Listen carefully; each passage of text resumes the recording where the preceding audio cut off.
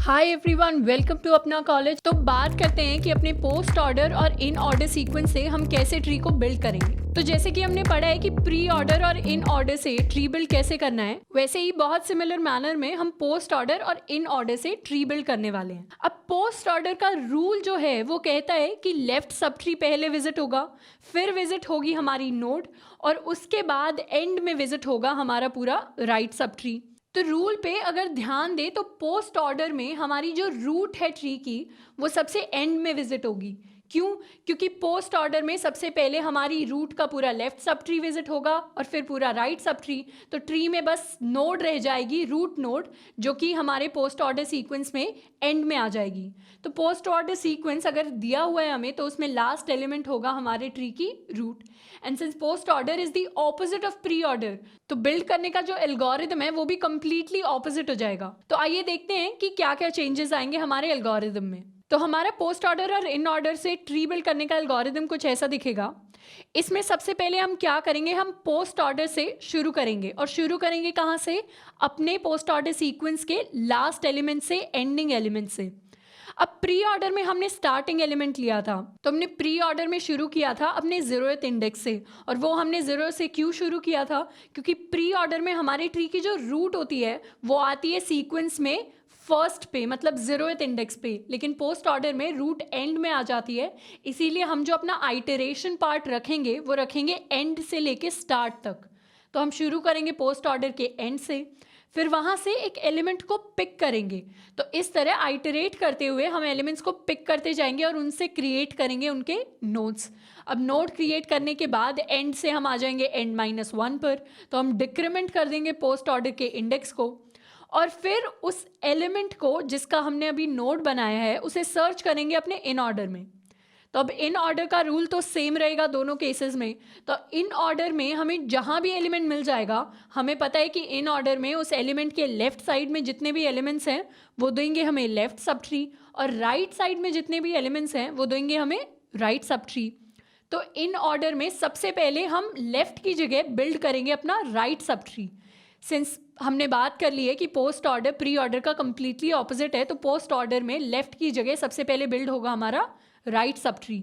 तो in order में right side में जो एलिमेंट्स आएंगे हमारे नोड के वो हो जाएंगे हमारे राइट सब ट्री के एलिमेंट्स, और लेफ्ट साइड में जो आएंगे वो हो जाएंगे हमारे करंट नोड के लेफ्ट सब ट्री के एलिमेंट्स। तो इसी वे में हमारी पोजीशन भी चेंज होती रहेगी। राइट सब ट्री के लिए हम लेंगे position +1 to n, and left sub tree के लिए 0 to position -1। And finally left sub tree और राइट सब ट्री को हम अटैच कर देंगे अपनी करंट नोड के साथ और रिटर्न कर देंगे अपनी करंट नोड। तो इस तरह ये जो एल्गोरिदम है कंप्लीटली ऑपोजिट हो जाएगा। तो एक एग्जाम्पल के साथ क्लियर करने की कोशिश करते हैं कि एल्गोरिदम एक्चुअली वर्क कैसे करेगा। तो हमने केस कंसिडर किया है पोस्ट ऑर्डर सीक्वेंस का, जिसमें पोस्ट ऑर्डर सीक्वेंस हमें गिवन है 4, 2, 5, 3 एंड 1, और इन ऑर्डर जो गिवन है वो है 4, 2, 1, 5, 3। अब जैसे प्री ऑर्डर और इन ऑर्डर में हमने एक इंडेक्स और स्टार्ट और एंड मेंटेन किया था, वैसे ही हम यहाँ करेंगे। यहाँ पे पोस्ट ऑर्डर के लिए जो इंडेक्स होगा वो शुरू होगा n से, मतलब 4 से, which is the last element. और इन ऑर्डर शुरुआत में हम पूरा कंसिडर कर रहे हैं, जो कि है स्टार्टिंग टू एंड। तो सबसे पहले हम कंसिडर करेंगे अपने एलिमेंट 1 को। 1 को हमने कंसिडर कर लिया और एलिमेंट 1 को पिक कर लिया। पिक करने के बाद 1 का हम नोड बना देंगे ट्री के लिए। अब 1 को हम सर्च करेंगे अपने इन ऑर्डर सीक्वेंस में। 1 जिस भी पोजीशन पे हमें इन ऑर्डर सीक्वेंस में मिलेगा उसे नाम दे देते हैं करंट। और करंट हमें जब मिल गया, अब करंट के लेफ्ट में जो एलिमेंट्स लाई करते हैं वो बन जाएंगे 1 के लेफ्ट सब ट्री का पार्ट, और करंट के राइट में जो एलिमेंट्स लाई करते हैं इन ऑर्डर सीक्वेंस में वो बन जाएंगे 1 के राइट सब ट्री का पार्ट। अब कंसिडर करेंगे सिर्फ राइट सब ट्री को, क्योंकि पोस्ट ऑर्डर में हम सबसे पहले बिल्ड करते हैं अपना पूरा right sub tree and then the left sub tree. तो सबसे पहले बिल्ड करेंगे right sub tree. Right sub tree के लिए हम पोजीशंस को स्टार्ट एंड को घटाकर कर देंगे 5, 3 तक। तो 1 के सिर्फ बाद वाले एलिमेंट्स अब हम कंसिडर कर रहे हैं इन ऑर्डर में, और इंडेक्स को हमने डिक्रीज कर दिया है बाय 1, तो इंडेक्स हो गया है 3। तो पोस्ट ऑर्डर में इंडेक्स 3 हो गया, तो हम 3 का नोड बना लेंगे। और हमें पता है कि 3 का जो ये हमने नोड बनाया है वो है 1 का राइट चाइल्ड, मतलब उसके राइट सब ट्री का पार्ट। तो 3 का नोड हमने अटैच कर दिया एज 1 का राइट चाइल्ड। अब 3 को भी सर्च करेंगे अपने इन ऑर्डर सीक्वेंस में।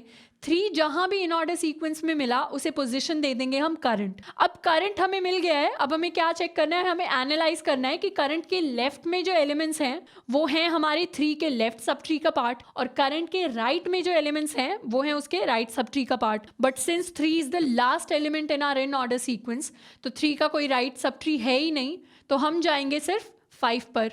तो 5 पर हम गए इन ऑर्डर में, जहाँ पे स्टार्ट एंड कोइंसाइड कर जाएगा 5 के साथ और सिर्फ एलिमेंट होगा 5 में हमारे इन ऑर्डर में। पोस्ट ऑर्डर में हमने इंडेक्स को डिक्रीज किया बाय 1 से डिक्रीज करने के बाद वो हो गया 2, और एलिमेंट जो रखा है 2th पोजीशन पर वो है 5। तो 5 एलिमेंट को पिक किया और 5 का हमने नोड बना दिया अपने ट्री में। अब ये जो नोड बना है हम जानते हैं कि ये 3 का लेफ्ट सब ट्री होगा। क्यों? क्योंकि इन ऑर्डर में 3 के लेफ्ट में 5 लाई करता है, तो 5 को हम अटैच कर देंगे एज 3 का लेफ्ट सब ट्री। अब सिंस स्टार्ट और एंड सिर्फ एक ही एलिमेंट पर लाई करता है, वो है 5 जिसका हमने नोड बना लिया है। अब 5 के लिए हमारे पास और कोई एलिमेंट है नहीं, तो ना उसका लेफ्ट सब ट्री कंस्ट्रक्ट होगा ना उसका राइट सब ट्री कंस्ट्रक्ट होगा। हम सिंपली पोस्ट ऑर्डर में अपने इंडेक्स को डिक्रीज करेंगे बाय 1, तो डिक्रीज होके इंडेक्स बन जाएगा 1, और 1th पोजीशन पे लाई करता है हमारा एलिमेंट 2। अब 2 के साथ हम क्या करेंगे, 2 को भी पिक करके हम उसका नोड बना लेंगे अपने ट्री में। अब ये नोड कहाँ प्लेस होना चाहिए ये कैसे पता चलेगा, तो हमने अब क्या किया, 1 के लेफ्ट सब ट्री की बात कर ली, क्योंकि 1 के राइट सब ट्री को हम पूरा ट्रेवर्स कर चुके हैं। तो इन ऑर्डर में अब बात कर रहे हैं सिर्फ 1 के लेफ्ट सब ट्री की। तो इन ऑर्डर में हम 2 को ढूंढेंगे, 2 मिलेगा हमें करंट पोजीशन पर, और हमें पता है कि 2 1 का लेफ्ट चाइल्ड है, तो 2 को हमने 1 के लेफ्ट में अटैच कर दिया है और 2 को सर्च किया है करंट पे। तो 2 के लिए हमें इन ऑर्डर में कोई राइट सब ट्री मिला ही नहीं, क्योंकि 2 के राइट में जितने भी एलिमेंट्स लाई करते हैं हम उनको ऑलरेडी बिल्ड कर चुके हैं। तो 2 के लेफ्ट में सिर्फ एक एलिमेंट लाई करता है विच इज 4। तो हमें फॉर श्योर पता है कि 4 जो होने वाला है, नोड जो बिल्ड होने वाली है 4 के लिए, वो हो जाएगी 2 की लेफ्ट चाइल्ड। 2 की लेफ्ट चाइल्ड क्यों? क्योंकि 2 के लेफ्ट में वो नोड लाई करेगी। तो अब पोस्ट ऑर्डर में इंडेक्स डिक्रीज करते हैं बाय 1। अब इंडेक्स 1 से डिक्रीज होके हो गया 0, और 0th पोजीशन पे लाई करता है हमारा एलिमेंट 4 को हमने पिक कर लिया, और हमें ऑलरेडी पता है कि 2 का लेफ्ट चाइल्ड बनने वाला है 4, तो 4 को 2 का लेफ्ट चाइल्ड बना दिया। लास्ट एलिमेंट जो इन ऑर्डर में था वो था 4। अब उसका ना लेफ्ट सब ट्री है ना राइट सब ट्री है, क्योंकि सारे एलिमेंट्स ट्रेवर्स हो चुके हैं। तो हमें पता है कि हमारा इंडेक्स भी 0 हो चुका है, हमारा इन ऑर्डर भी कंप्लीटली चेक हो चुका है। तो अब हमारे पास जो ट्री बिल्ड होके आया है वो है हमारा final tree from the post order and in order sequence. तो बात करते हैं पोस्ट ऑर्डर और इन ऑर्डर सीक्वेंस से ट्री को बनाने की। तो इसके लिए सबसे पहले हम कंस्ट्रक्ट करेंगे अपना पोस्ट ऑर्डर। इसके लिए वही सीक्वेंस ले लेते हैं जो हमने अभी डिस्कस किया, विच वॉज 4 2 5 3 एंड 1। इसके बाद ले लेंगे अपना इन ऑर्डर सीक्वेंस, जिसके लिए हमारे पास एलिमेंट्स थे 4 2 1 5 एंड 3। अब ये पोस्ट ऑर्डर इन ऑर्डर हमारे पास आ गया है। अब शुरुआत करते हैं सबसे पहले फंक्शन के साथ। तो फंक्शन होगा नोट स्टार रिटर्न करने वाला, जैसे नाम हम दे देते हैं बिल्ड ट्री। इसमें क्या क्या आएगा हमारे पास? हमारे पास सबसे पहले आएगा अपना पोस्ट ऑर्डर सीक्वेंस एक एरे की फॉर्म में। उसके अलावा आएगा एक इन ऑर्डर सीक्वेंस एरे की फॉर्म में। उसके अलावा आएंगे हमारे स्टार्ट और एंड पॉइंटर्स। ये स्टार्ट और एंड पॉइंटर्स किसके स्टार्ट और एंड है? ये हमारे इन ऑर्डर सीक्वेंस के स्टार्ट और एंड। अब इसके अलावा एक और इंडेक्स पॉइंटर होता था जो होगा स्टैटिक इंट, और इसे नाम दे देंगे idx। और इसकी शुरुआत कहाँ से होगी? प्री ऑर्डर में ये शुरू हुआ था 0 से, लेकिन पोस्ट ऑर्डर में ये शुरू होगा n-1 से। हमारा n जो है एरे का साइज विच इज़ 5, तो n-1 4। तो अब सबसे पहले क्या करेंगे? सबसे पहले पिक कर लेंगे अपना एलिमेंट। अब एलिमेंट पिक करने के लिए हम क्या करेंगे? उसकी वैल्यू हम स्टोर कर लेंगे पोस्ट ऑर्डर idx से वैल्यू वेरिएबल में, और इसके बाद डिक्रीमेंट कर देंगे idx को बाय 1। अब जिस एलिमेंट को पिक किया उसके लिए बना लेंगे उसका नोड। तो इस नोड को नाम दे देते हैं करंट से, न्यू नोड करके कंस्ट्रक्ट कर लेते हैं। बना लिया हमने नोड। अब इसके बाद क्या करेंगे? पहले चेक कर लेते हैं कि हमारा स्टार्ट अगर एंड के इक्वल हो गया है। तो स्टार्ट एंड के इक्वल की कंडीशन क्यों चेक करने की ज़रूरत है? ये इसलिए चेक करने की ज़रूरत है क्योंकि अगर स्टार्ट एंड के इक्वल हो गया है तो अब ना हमारे पास लेफ्ट सब ट्री बचा है ना राइट सब ट्री बचा है, तो अब हम डायरेक्टली रिटर्न कर सकते हैं। हमें लेफ्ट सब ट्री और राइट सब ट्री कंस्ट्रक्ट करने की ज़रूरत नहीं है, क्योंकि इन ऑर्डर में स्टार्ट और एंड सेम पोजीशन पे हैं। तो अब चेक कर लेंगे स्टार्ट इक्वल्स टू एंड अगर हो गया तो इस केस में सिंपली रिटर्न कर देंगे अपना करंट। पर अगर स्टार्ट इक्वल टू एंड नहीं हुआ तो उस केस में हमें क्या सर्च करने की ज़रूरत है? हमें सर्च करने की ज़रूरत है एक पोजीशन। तो अपनी वैल्यू जो हमारी पोस्ट ऑर्डर इंडेक्स की है वो इन ऑर्डर में कहाँ लाई करती है? एक स्टब फंक्शन बना लेते हैं सर्च, जिसमें पास कर देंगे अपना इन ऑर्डर, स्टार्ट, एंड, और साथ साथ पास कर देंगे अपनी वैल्यू जिसे हम सर्च करेंगे। अब एक बार हमारे पास पोजीशन आ जाएगी, उसके बाद कंस्ट्रक्ट कर देंगे अपनी ट्री को। कैसे कंस्ट्रक्ट करेंगे? करंट का राइट सबसे पहले कंस्ट्रक्ट होगा, करंट का राइट सबसे पहले बिल्ड होगा, क्योंकि पोस्ट ऑर्डर में पहले राइट सब ट्री बिल्ड होता है। तो उसके लिए कॉल कर देंगे अपने बिल्ड ट्री को, जिसमें पास करेंगे पोस्ट ऑर्डर, इन ऑर्डर। उसके अलावा अब हमारा नया स्टार्ट हो जाएगा पोजीशन +1 और एंड रहेगा एंड। फिर कंस्ट्रक्ट करेंगे करंट का लेफ्ट, उसके लिए कॉल करेंगे अपना बिल्ड ट्री, जिसमें पास करेंगे पोस्ट ऑर्डर, इन ऑर्डर। अब हमारा स्टार्ट रहेगा स्टार्ट और एंड हो जाएगा पोजीशन -1। तो हम ध्यान से देखें, राइट सब ट्री कहाँ लाया करेगा? उसके राइट साइड में, मतलब पोजीशन +1 से एंड तक। और लेफ्ट सब ट्री के लिए जो हमें पोजीशन मिली थी वो होंगी स्टार्ट से पोजीशन -1 तक। तो एक बार हमने राइट चाइल्ड और लेफ्ट चाइल्ड को बिल्ड करके मंगवा लिया है या कॉल लगा ली है, तो अब रिटर्न कर देंगे क्या? रिटर्न कर देंगे अपना करंट नोड। अब हमने इंडेक्स ले लिया पोस्ट ऑर्डर के लिए, एलिमेंट को पिक किया, कंस्ट्रक्ट किया, फिर start equal to end check कर लिया, फिर पोजीशन कैलकुलेट कर लिया और फिर राइट और लेफ्ट सब ट्री को बिल्ड कर लिया। तो हमने अपनी एल्गोरिदम ऑलमोस्ट कंप्लीट कर लिए बेस केस छोड़कर। तो बेस केस लिखते हैं। बेस केस होगा अगर स्टार्ट किसी भी पॉइंट पे एंड से बड़ा हो जाए। तो स्टार्ट अगर एंड से बड़ा हो गया तो ये एक इलीगल कंडीशन है, मतलब इन ऑर्डर में इट वोंट रियली वर्क। तो रिटर्न कर देंगे इस केस में एक नल, मतलब यहाँ कोई नोड नहीं है। अभी हमने बिल्ड ट्री का कोड लिख लिया। अब ये जो स्टब फंक्शन बनाया था हमने सर्च का, इसे कंस्ट्रक्ट करते हैं। रिटर्न टाइप होगा इसमें इंट, क्योंकि पोजीशन रिटर्न करेगा। सर्च नाम दे देते हैं और इसमें आएगा क्या हमारे पास? इसमें आएगा इन ऑर्डर एरे। उसके अलावा हमारे पास आएगा एक स्टार्ट पॉइंटर, फिर एक एंड पॉइंटर और फाइनली एक वैल्यू वेरिएबल, क्योंकि हम सर्च करने वाले इन ऑर्डर में अपनी वैल्यू को। कैसे सर्च करेंगे? सर्च करेंगे लूप लगाकर। आई को शुरू करते हैं, आई की वैल्यू को स्टार्ट से, आई जाएगा एंड तक और आई ++, मतलब इन ऑर्डर में स्टार्ट से एंड तक हम चेक कर लेंगे कि कोई भी इन ऑर्डर में ith पोजीशन पर वैल्यू अगर वैल के इक्वल है तो उस केस में रिटर्न कर देंगे आई। आई इसलिए रिटर्न किया क्योंकि आई क्या है? इंडेक्स, जो कि रिप्रेजेंट करेगा उस वैल्यू की पोजीशन को।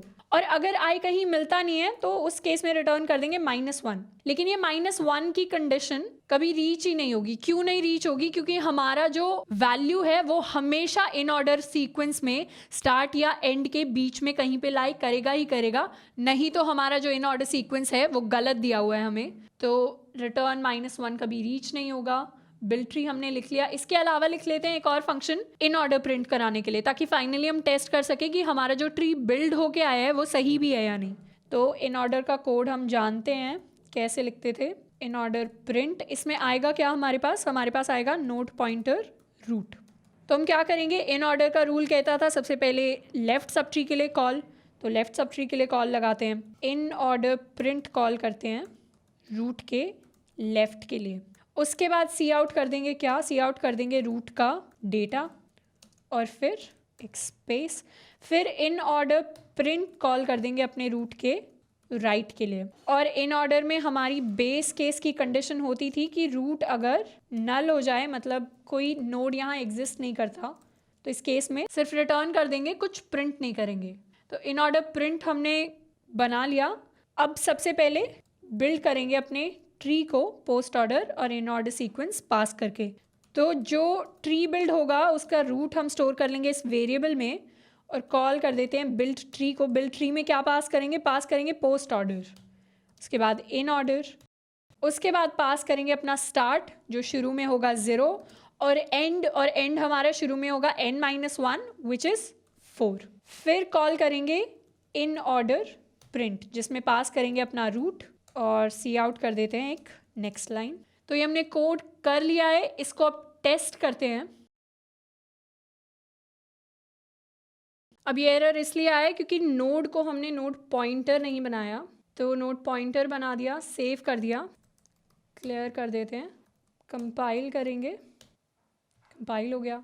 नाउ a डॉट आउट, और हमारे पास जो सीक्वेंस आया है, प्रिंट हुआ है इन ऑर्डर से, वो हुआ है 42153। अब अपने कोड में देखते हैं, मेन में जाकर इन ऑर्डर में जो हमने पास किया था वो था 42153। तो मतलब हमारा पोस्ट ऑर्डर और इन ऑर्डर सीक्वेंस से जो ट्री बिल्ड हुआ है दैट इज़ कम्प्लीटली करेक्ट, और उसका रूट हमारे पास आया था और उससे सही इन ऑर्डर प्रिंट हो गया। अब इसके साथ एक फॉलो अप क्वेश्चन ये बनता है कि हमने प्री ऑर्डर और इन ऑर्डर से ट्री बना लिया, हमने पोस्ट ऑर्डर और इन ऑर्डर से भी ट्री बना लिया। अब क्वेश्चन ये है, क्या हम प्री ऑर्डर और पोस्ट ऑर्डर से ट्री कंस्ट्रक्ट कर सकते हैं? और इसका आंसर होगा कि हम नहीं कंस्ट्रक्ट कर सकते। क्यों नहीं कंस्ट्रक्ट कर सकते? क्योंकि प्री ऑर्डर और पोस्ट ऑर्डर सीक्वेंस अगर हमें किसी भी पॉसिबल बाइनरी ट्री का दिया हो तो उससे जो पॉसिबल बाइनरी ट्रीज वापस कंस्ट्रक्ट करने में आएंगे उनके स्ट्रक्चर्स डिफरेंट हो सकते हैं। मतलब सेम पोस्ट ऑर्डर और प्री ऑर्डर सीक्वेंस से हम एक से ज़्यादा ट्री स्ट्रक्चर्स बिल्ड कर सकते हैं। इसीलिए प्री ऑर्डर और पोस्ट ऑर्डर से कभी भी हमारा बाइनरी ट्री कंप्लीटली बिल्ड नहीं हो सकता अनलेस वो एक कंप्लीट बाइनरी ट्री हो। तो कंप्लीट बाइनरी ट्री के केस में this is possible, but for a normal या for a skewed binary tree it is not possible unless वो एक फुल बाइनरी ट्री हो। तो फुल बाइनरी ट्री के केस में हम पोस्ट ऑर्डर और प्री ऑर्डर से अपना ट्री बिल्ड कर सकते हैं, वरना अगर एक जनरल बाइनरी ट्री की अगर हम बात करें तो उससे अपने पोस्ट ऑर्डर और प्री ऑर्डर से हम ट्री को बिल्ड नहीं कर सकते। So this was it for today. I hope आपको सब समझ आया होगा। मिलते हैं नेक्स्ट वीडियो में। Till then keep learning and keep practising.